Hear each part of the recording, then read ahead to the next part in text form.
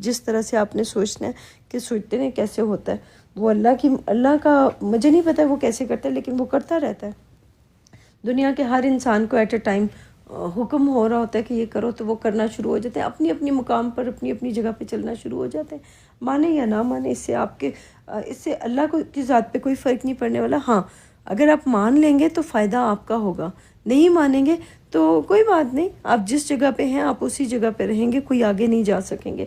آگے جانے کے لیے آپ کو بڑھنا پڑے گا، آگے جانا پڑے گا، آگے جانے کے لیے آپ کو ایکسیپٹ کرنا پڑے گا۔ نہیں ایکسیپٹ کرتے تو رہیں آپ وہاں پہ جہاں پر ہیں،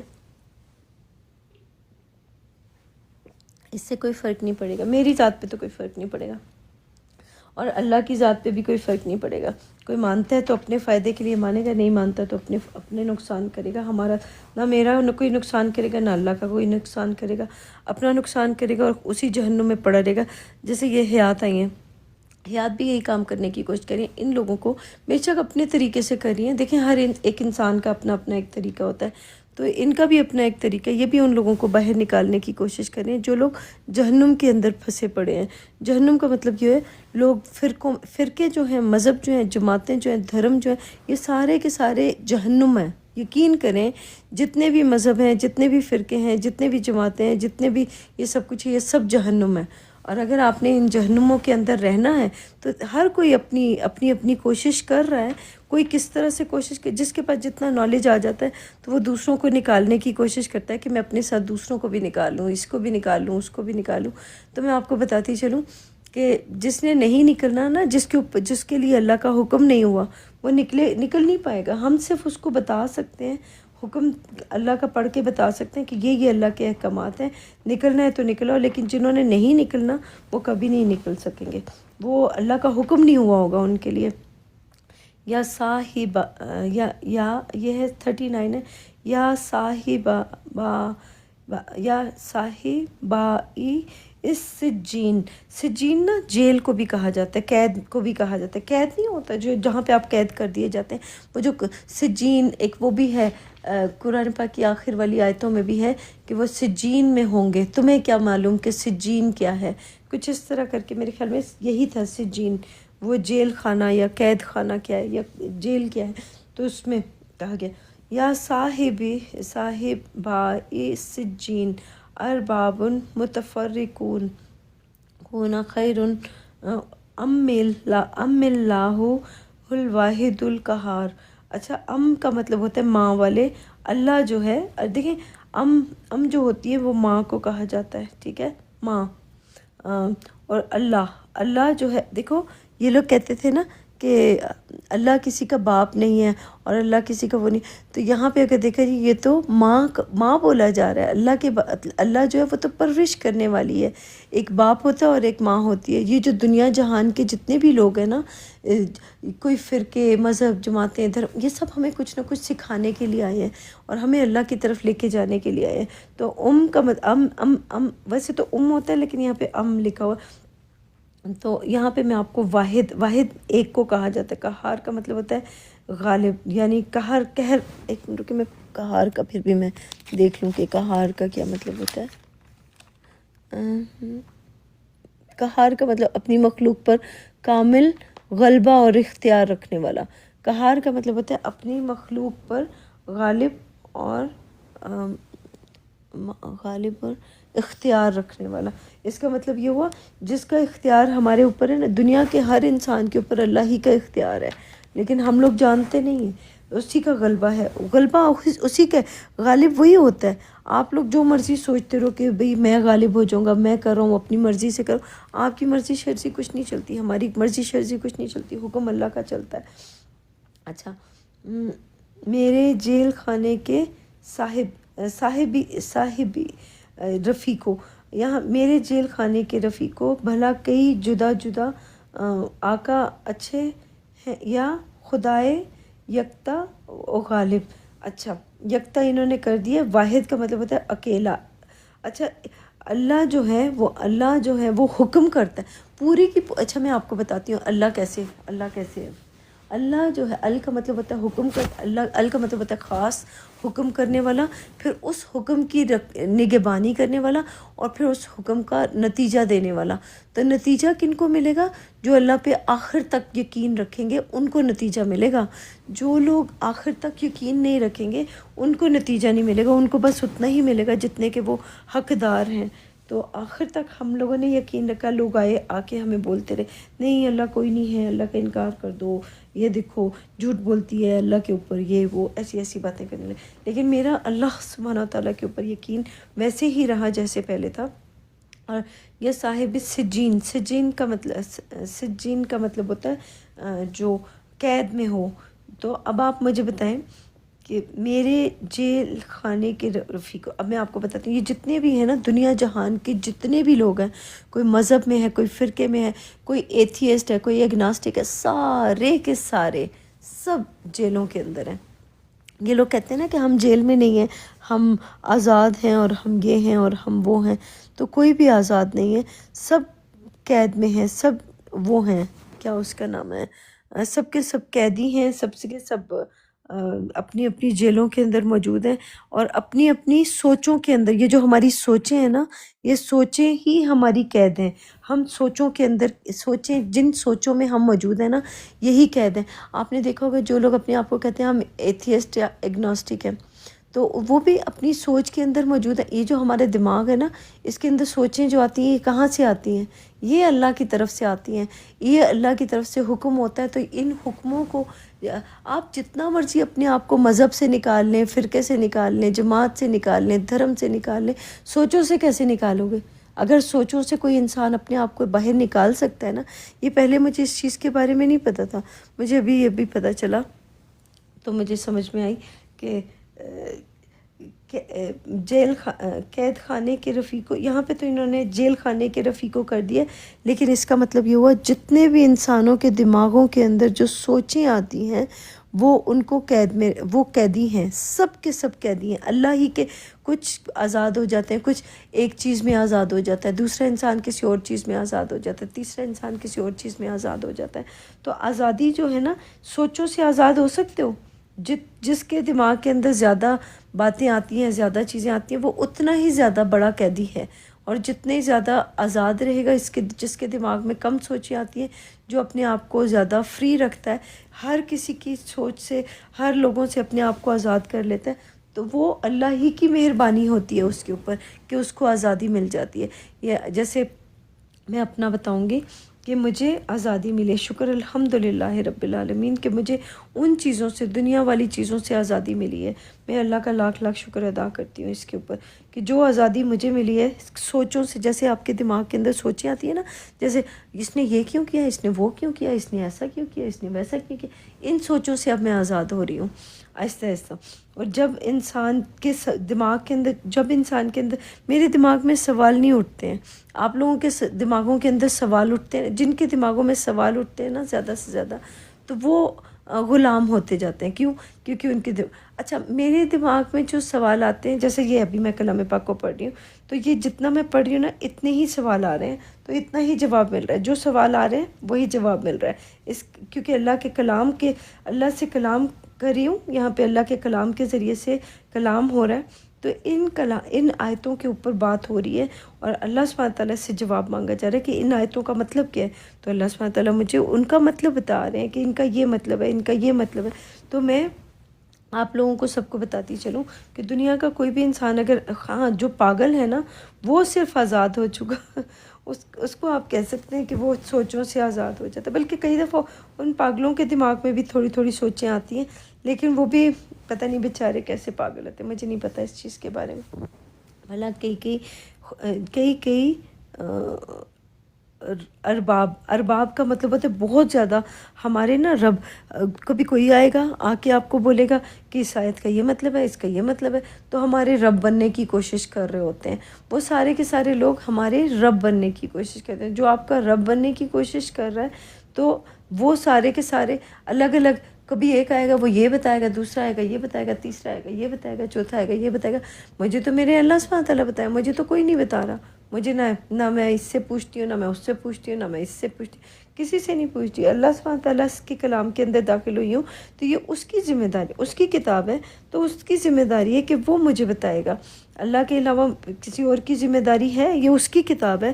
تو اس نے پہلے ہی بول دیا تھا کہ جو پاک دل میرے پاس لے کے آئے گا، جو صاف دل میرے پاس لے کے آئے گا تو اس کو میں دوں گا۔ میرا دل تو دنیا والوں سے پاک صاف ہو گیا، اور میں جس کا دل پاک نہیں ہوتا پھر وہ دوسروں کے بارے میں غلط سوچنا شروع کر دیتے ہیں، دوسروں کے بارے میں لڑائیاں جھگڑے فساد شروع کر دیتے ہیں۔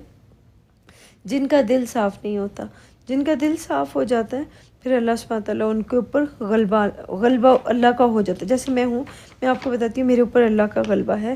واپس یہ کہتے ہیں نا کہ لوٹ کے واپس اللہ کی طرف آنا ہے، تو میں واپس جب بھی دنیا کے بیچ میں جاتی ہوں واپس لوٹ کے اللہ ہی کی طرف آ جاتی ہوں۔ ما تعبدون، یہ 40 ہے، ما تعبدون من دونہ الا اسماء سمیتموہا انتم و آباؤکم ما انزل اللہ بہا من سلطان ان الحکم الا للہ امر لا تعبدوا الا ایاہ ذالک الدین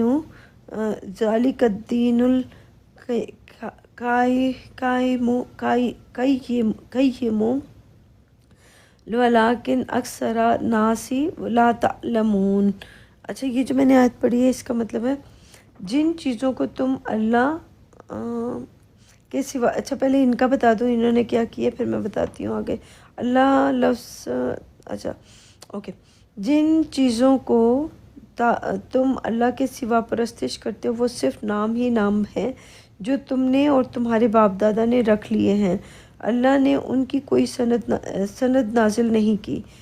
خدا کے سوا کسی کی حکومت نہیں ہے۔ اس نے ارشاد فرمایا ہے کہ اس کے سوا کوئی کسی کی عبادت نہ کرو، یہی سیدھا دین ہے، لیکن اکثر لوگ نہیں جانتے۔ بالکل، اچھا سیدھا دین ہے یہی القیم۔ قیم کا مطلب ہوتا ہے قائم کرنے والا، جس کو قائم کیا جائے، جس کے اوپر قائم کرنے کا مطلب یہ ہوا جو کیا جائے، جو کرنا ہے، جو کچھ ہم نے کرنا ہے نا، جس کو قائم کر کے دکھائے۔ جیسے کہتے ہیں نا صلاۃ قائم کر کے دکھاؤ، صلاۃ قائم کرو، تو اللہ سبحانہ تعالیٰ کے ساتھ کمیونیکیٹ کر کے، اللہ سبحانہ تعالیٰ کے ساتھ جڑ کے، تو اس کو قائم کرنے کا مطلب اللہ کی آیتوں کے اوپر ڈٹ جانا، اس کے اوپر کھڑے ہو جانا، اس کے اوپر سٹینڈ لے لینا کہ یہ اللہ کی آیت مجھے یہ بتا رہی ہے تو میں نے یہ بتا دیا۔ تو اپنی بات کے اوپر ڈٹ جانے والا، کھڑے ہو جانے والا، سٹینڈ ہو جانے والا، اس کا مطلب اللہ سبحانہ تعالیٰ نے جس کو جو دیا ہوگا نا، تو آپ اس کو دیکھو گے کہ اللہ سبحانہ تعالیٰ نے اس کو کیا دیا ہے، تو آپ کو پتہ چل جائے گا کہ اس کو دیا ہے تکبر کے ساتھ۔ جس کو تکبر کے ساتھ دیا آپ کو اس کا تکبر بھی نظر آ جائے گا، جس کو لالچ کے ساتھ دیا اس کا لالچ بھی نظر آ جائے گا، جس کو حسد کے ساتھ دیا اس کا حسد بھی نظر آ جائے گا۔ تو یہ جیسے ہم لوگ ایک دوسرے کے بارے میں بتانا شروع ہو جاتے ہیں، تو ہو سکتا ہے کہ ہمارے دل کے اندر کوئی حسد ہو، تو ہم لوگ نہیں جانتے اس کے بارے میں کہ ہم دوسرے سے حسد کر رہے ہیں، اور ہم منہ سے اپنے کچھ اور بول رہے ہیں اور ہمارے دلوں کے اندر حسد ہو۔ جیسے کئی دفعہ اکثر میں پہلے بول دیا کرتی تھی، لوگوں کا نام لے لیا کرتی تھی، تو ہو سکتا ہے میرے دل کے اندر کسی کے لیے حسد ہو، تو میرا حسد باہر نکل کے آ جاتا تھا، یا دوسرے لوگوں کو بھی کے اندر بھی کچھ ہوگا تو وہ ان کی بھی وہ چیز نظر آ جاتی ہوگی۔ تو پھر جب میں نے اپنے اوپر توجہ کرنا شروع کیا اور زیادہ اپنے اوپر دھیان دینا شروع کیا، تو میں نے ان لوگوں کو ان کے حال پہ چھوڑنا شروع کر دیا، کیونکہ ایک وقت آتا ہے انسان کا کہ وہ آہستہ آہستہ چیزیں کر کے اپنا ارتقاء کر کے آگے چلا جاتا ہے۔ تو میں اللہ کے کلام کے ذریعے سے اپنا ارتقاء کر رہی ہوں، اپنی یعنی خلق کر رہی ہوں اپنے آپ کو۔ وہ آپ نے کبھی دیکھا ہے بٹر فلائی کو؟ دیکھا ہے کہ بٹر فلائی کیسا پیدا ہوتی ہے؟ تو اس کا جو پروسیجر ہے، تو وہ ایک خول کے اندر رہتی ہے کافی عرصے کے بعد، پھر وہ اس خول سے باہر نکل آتی ہے۔ تو کبھی آپ جا کے دیکھیں تو وہ ایک نا وہ پروانہ ٹائپ کا ہوتا ہے، تو وہ خول کے اندر کافی عرصہ رہتی ہے۔ ایک اور بھی ہوتا ہے، پتہ نہیں اس کا نام کیا، وہ زمین کے اندر جا کے رہتا ہے، اور زمین کے اندر سے جب وہ باہر نکلتا ہے تو اپنے خول کو زمین کے اندر ہی چھوڑ کے پھر باہر نکل کے باہر آتا ہے، تو وہ ڈفرینٹ قسم کا وہ ہوتا ہے۔ تو بٹر فلائی بھی جب اپنے خول کے اندر ہوتی ہے تو وہ کیٹرپلر جس کو کہتے ہیں نا، وہ کیٹرپلر کی شکل میں جو ہوتی ہے، تو کیٹرپلر کس طرح سے ہوتا ہے اس کو جا کے دیکھیں گے تو آپ کو پتہ چل جائے گا کہ کیٹرپلر کیسا ہوتا ہے۔ وہ اندر خول کے اندر رہتا ہے، پتہ نہیں میرے خیال میں 3 months رہتا ہے یا پتہ نہیں 21 days رہتا ہے، کچھ اس طرح سے، میرے ذہن میں نہیں آ رہا، لیکن وہ رہتا ہے، میں نے دیکھا ہے، اس کی ویڈیوز وغیرہ دیکھی، تو وہ اس کے اندر رہ کے پھر باہر نکل آتا ہے، تو اس کے ونگز نکلتے ہیں اور سارا کچھ نکلتا ہے پھر، اور اس کی زیادہ ایج بھی نہیں ہوتی ہے، بٹر فلائی کی زیادہ ایج نہیں ہوتی ہے۔ تو اس طرح سے یہاں پہ وہ جو لکھا ہے نا، جن چیزوں کو تم اللہ کے سوا پرستش کرتے ہو، یعنی پرستش لکھ دیا ہے، ما تعبدون، جن کی تم عبادت کرتے ہو، اللہ اسماء، یہ جو ناموں کی عبادت کر رہے ہیں نا یہ لوگ، کوئی مرزا غلام احمد کے نام کی عبادت کر رہا ہے، کوئی محمد صاحب کے نام کی عبادت کر رہا ہے، کوئی کس کے نام کی عبادت، آپ نے دیکھا ہوگا کہ اللہ کے سوا یہ جس کے نام کی عبادت کرتے ہیں، جس کا نام لیتے ہیں، انہی کے لیے سارا دن لڑ رہے ہوتے ہیں، انہی کے لیے سارا دن جھگڑ رہے ہوتے ہیں، انہی کے لیے سب کچھ کر رہے ہوتے ہیں۔ اللہ کے لیے کبھی ان کو دیکھا ہے؟ اللہ کے لیے لڑتے ہوئے دیکھا ہے ان کو؟ اللہ کی آیتوں کے اوپر ایک دوسرے سے وہ کرتے ہوئے دیکھا ہے کہ اللہ نے مجھے یہ دیا ہے تو تمہیں اللہ نے کیا دیا؟ جب اللہ نے جس کو دیا ہوگا نا، وہ کبھی لڑے گا نہیں کسی دوسرے کے ساتھ، وہ خوش ہوئے گا، وہ دوسرے والے سے خوش ہو رہا گا۔ اچھا مجھے بتاؤ تمہیں اللہ نے کیا دیا؟ جب وہ جاگنا شروع ہوں گے نا اللہ سبحانہ تعالیٰ کی طرف آ کے، جب وہ اٹھنا شروع ہوئیں گے، جاگنا شروع ہوئیں گے، تو ایک دوسرے سے پوچھیں گے تمہیں کیا دیا ہے؟ تو میں بتاؤں گی مجھے یہ دیا ہے۔ جو اللہ کا بندہ ہوگا نا، وہ اس سے میں جا کے پوچھوں گی تمہیں کیا دیا اللہ سبحانہ تعالیٰ نے، تو وہ اللہ کا جو دوسرا بندہ ہوگا وہ تکبر نہیں کرے گا، وہ پھر بتائے گا یہ دیکھو مجھے اللہ سبحانہ تعالیٰ نے یہ دیا ہے۔ لیکن جو اللہ کا بندہ نہیں ہوگا نا، وہ جو تکبر کرنے والا ہوگا، وہ آپ کو ذلیل کرنے کی کوشش کرے گا، آپ کا جو علم ہے نا، اس علم کی دھجیاں اڑانے کی کوشش کرے گا اور اپنے الفاظوں میں پیش کرنے کی کوشش کرے گا، نہیں تمہیں کچھ نہیں آتا۔ جو اللہ کا بندہ ہوگا نا، وہ بتائے گا کہ ہاں تم نے ٹھیک بولا یا سچ بولا۔ اگر آپ اس کو بتائیں گے نا کہ مجھے یہ ملا ہے اللہ کی آیتوں میں سے، تو وہ آپ کو بتا دے گا کہ ہاں تم نے ٹھیک بولا یا سچ بولا۔ وہ آپ کا امتحان نہیں لے گا، کیونکہ جو لالچ کرنے والے ہوتے ہیں یا تکبر کرنے والے ہوتے ہیں یا شہرت حاصل کرنے والے لوگ ہوتے ہیں یا عزت دولت شہرت کے وہ ہوتے ہیں، کیا کہیں گے، عزت دولت شہرت کے لالچی ہوتے ہیں، تو پھر وہ اسی کے چکر میں سارا دن لوگوں کو بھی تنگ کرتے ہیں، خود بھی تنگ ہوتے ہیں، پھر وہ خود بھی ذلیل ہوتے ہیں اور دوسروں کو بھی ذلیل کرتے ہیں۔ جو اللہ کا بندہ ہوگا نا، وہ کبھی کسی دوسرے کو ذلیل کرنے کی کوشش نہیں کرے گا۔ یہ جو ہمارے پاس لوگ آتے ہیں، آ کے ہم سے پوچھتے ہیں اچھا یہ والی آیت کا مطلب بتاؤ، اس کا مطلب بتاؤ، جب ان کو بتا بھی دیا جاتا ہے تب بھی ماننے کو تیار نہیں ہوتے ہیں، تو اس کا مطلب یہ ہوا ان کے دل کے اندر کوئی نہ کوئی نفرت ہے آپ کے لیے، یا لالچ ہے، یا حسد ہے، یا کچھ، یا تکبر ہے، کچھ نہ کچھ ہے جس کی وجہ سے وہ آپ کی باتوں کو قبول نہیں کر پا رہے، یا وہ آپ کی باتوں کو لے کے اپنا بنا کے پیش کرنا چاہتے ہیں دنیا والوں کے سامنے، یا وہ شہرت حاصل کرنا چاہتے ہیں جس کی وجہ سے وہ آپ کی بات کو قبول نہیں کرتے ہیں، لیتے نہیں ہیں وہ آپ سے، کوئی نہ کوئی ریزن ہوتی ہے جس کی وجہ سے وہ آپ کی بات کو لیتے نہیں ہیں، کیونکہ لوگوں کے سامنے انہوں نے شو آف کرنا ہوتا ہے کہ دیکھو میرے پاس زیادہ ہے، اس کے پاس کم ہے، تو وہ زیادہ اور کم کے چکر میں یہ سب کچھ ہو رہا ہوتا ہے۔ کرنے دیں ان بیچاروں کو، خوش ہو لینے دیں، اپنی ڈومین میں خوش ہونا چاہتے ہیں تو ہو لینے دیں، کیا فرق پڑتا ہے۔ اچھا، اللہ اسماء، یہ والا میں نے پڑھ لیا تھا، سوری۔ اسماء کا مطلب ہوتا ہے نام، چیزوں کے نام، جیسے چیزوں کے نام، کسی چیز کا نام، جیسے دیکھیں نا محمد ہے، محمد بھی ایک چیز ہے۔ محمد کیسے ایک چیز ہے؟ یعنی ایک وہ قبر کے اندر گیا ہوا انسان تو ایک چیز ہی ہو گیا نا۔ اب وہ کیا کہیں گے، ڈھانچہ، قبر کے اندر جو انسان چلا جاتا ہے تو اس کا قبر کے اندر کیا بچتا ہے؟ ڈھانچہ۔ مرزا غلام احمد جو ہیں وہ قبر کے اندر چلے گئے تو ان کا کیا بچا؟ ڈھانچہ۔ حضرت محمد جن کے بارے میں آپ لوگ بتاتے ہیں ان کی کتاب تو قرآن ہے، تو آپ نے ان کی قرآن کتاب کو ترمذی اور بخاری اور ابن ماجہ یہ کتابیں بنا دی ہیں کہ ان کی وہ کتابیں، وہ تو ان کی کتابیں نہیں ہیں۔ اللہ سبحانہ تعالیٰ نے تو کوئی دلیل نہیں دی تھی کہ وہ محمد کی کتابیں، انہوں نے تو محمد، یہ جتنا بھی محمد کا مطلب ہوتا ہے حمد کرنے والا، تو جو اللہ کی حمد کرے گا تو اس کی کتاب صرف ایک قرآن ہی ہوئے گی، اور وہ قرآن سے ہی دیکھ کے بتائے گا. لیکن باقی کتابوں کا وہ انکار بھی نہیں، جیسے میں ہوں، میں کبھی انکار نہیں کرتی باقی کتابوں کا.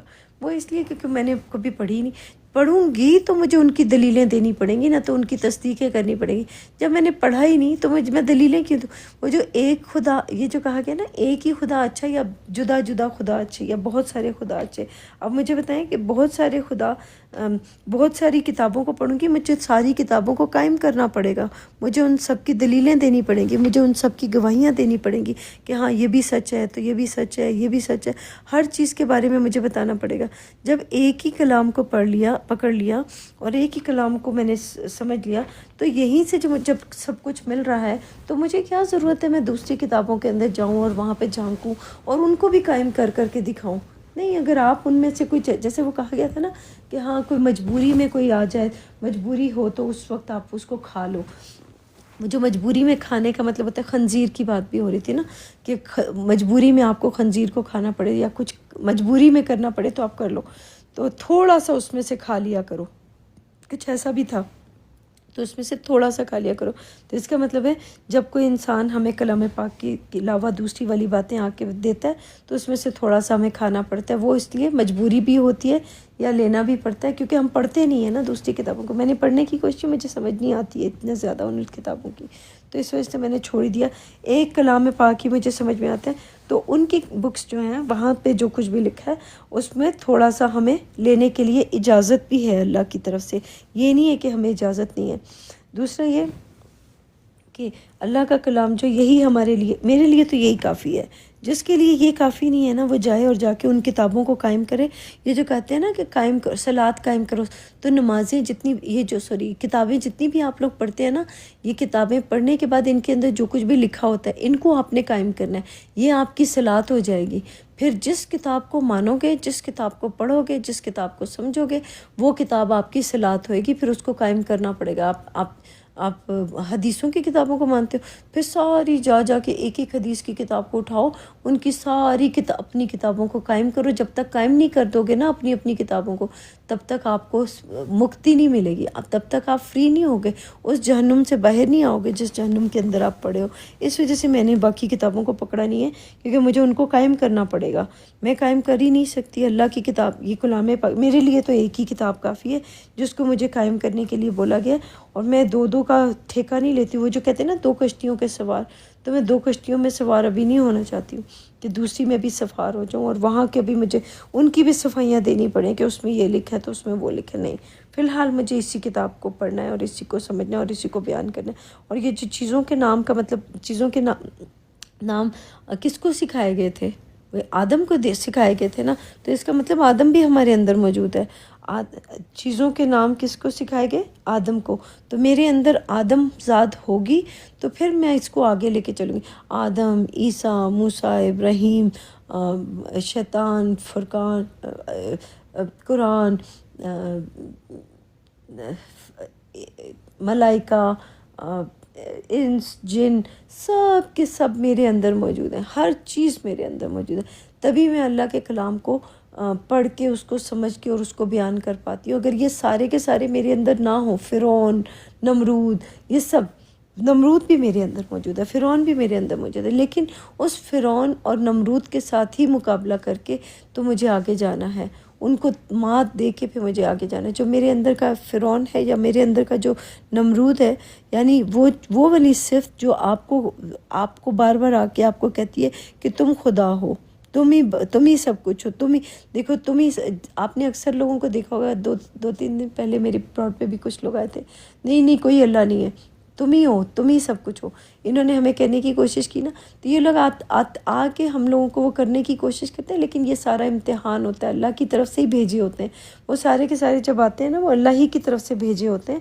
اللہ سبحانہ وتعالیٰ ہماری آزمائش کرنے کے لیے بھیجتا ہے کہ یہ کہیں بدل تو نہیں گیا، یہ میرا بندہ بدل تو نہیں گیا. اللہ کو تو پتہ ہے، لیکن مجھے بتانے کے لیے کہ تم دیکھو، تمہارا امتحان لینے کے لیے اس طرح کے بندوں کو میں نے بھیجا تھا. انہوں نے گالی بھی دی، انہوں نے یہ بھی کیا، لیکن تم نے ان کا یقین نہیں کیا. تم اپنی بات پہ ڈٹے رہے. یعنی اسحاق کا مطلب ہوتا ہے اپنی بات کے اوپر ڈٹ جانے والا، قائم رہنے والا، ثابت قدم ہو جانے والا. تو میں ثابت قدم رہی، اپنی باتوں کے اوپر ثابت قدم رہی، اس کے اوپر کھڑی ہو گئی. میں نے بولا جو مرضی بولتے رہو، مجھے کوئی فرق نہیں پڑتا. یہ اللہ کے، جب وہ قرآن پاک کی آیت بھی ہے نا، میں سب کو گمراہ کروں گا سوائے تیرے نیک بندوں کے، کہ سوائے تیرے کچھ نیک بندوں کے تھا شاید، میں سب کو گمراہ کر دوں گا سوائے تیرے نیک بندوں کے. اور ایک آیت میں ہے کہ وہ بھی کہتا تھا کہ وہاں پہ بھی اس نے کہا تھا ابلیس نے، شیطان نے، کہ میں تو خود اللہ سے ڈرتا ہوں، میں تو تجھے صرف تجھے نا وہ کرنے کے لیے آیا ہوں. میں تو، وہ شیطان کی ایک بات ہے نا، یہ ابلیس کی، کہ وہ کہتے ہیں کہ میں تو، جب لوگوں کو بہکو دیتا ہے نا، جب لوگوں کو گمراہی کی طرف لے جاتا ہے، جب لوگ بہک جاتے ہیں، گمراہ ہو جاتے ہیں، پھر کہتے ہیں میں تو تمہیں صرف امتحان میں تو اللہ سے ڈرتا ہوں. اس کا مطلب یہ ہوا کہ دنیا کے جتنے بھی لوگ آپ کے پاس آتے ہیں یا سمجھنے کے لیے آتے ہیں یا کچھ کرنے کے لیے آتے ہیں، وہ اندر سے اللہ ہی سے ڈر رہے ہوتے ہیں. وہ بے شک منہ سے مانے یا نہ مانے، ڈر ان کا ہوتا ہے. جیسے دیکھیں نا، ان کو ہوتا ہے کہ کوئی بیماری نہ لگ جائے. اب بیماری نہ لگ جائے، بیماری کہاں سے آئی؟ اللہ کی طرف سے آتی ہے نا. اب بیماریاں لگ جاتی ہیں تو ان کو ڈر ہوتا ہے، کوئی لعنت ان پہ ڈال دے، تجھ پہ لعنت ہو، جیسی لعنت بول دے وہیں سے ان کو ڈر لگ جاتا ہے. یہ کیا انہوں نے میرے اوپر لعنت ڈال دی؟ ڈر لگا یا نہیں لگا؟ تو ڈر گئے یہ لوگ. چاہے وہ ہندو ہو، چاہے وہ کرسچن ہو، چاہے کسی کو بھی آپ گالی والی دو گے نا تو ڈر لگنے لگ جاتا ہے. کس نے مجھے گالی دی ہے تو اس کو مقابلہ کرنے کے لیے آ جاتے ہیں کہ اس نے مجھے ایسا کہا، میں اس کو یہ کروں گا، وہ کروں گا. تو یہ اس مقابلے میں واپس آ جاتے ہیں کہ ہم تمہیں یہ کر دیں گے، ہم تمہیں وہ کر دیں گے. جواب دینے کی، کیونکہ ان کو لگتا ہے کہ ہم جواب دینا ضروری ہے، ہمارا ہر کسی کو جواب دینا ضروری ہے. میں یہ سوچتی ہوں کہ مجھے ہر کسی کو جواب دینا ضروری نہیں ہے. میں کسی کی جواب دہ نہیں ہوں اللہ کے سوا. یہ لوگ تو خیر امتحان لینے کے لیے اللہ بھیجتا ہے تھوڑی دیر کے لیے، پھر چلے جاتا ہے. اچھا، یہ جو ہے نا، جن چیزوں کی تم اللہ کے سوا پرستش کرتے ہو، وہ صرف نام ہی نام ہے جو تم نے اور تمہارے باپ دادا نے رکھ لیے ہیں. اس کا مطلب یہ ہوا لوگوں نے نام ہی نام رکھ لیے ہیں.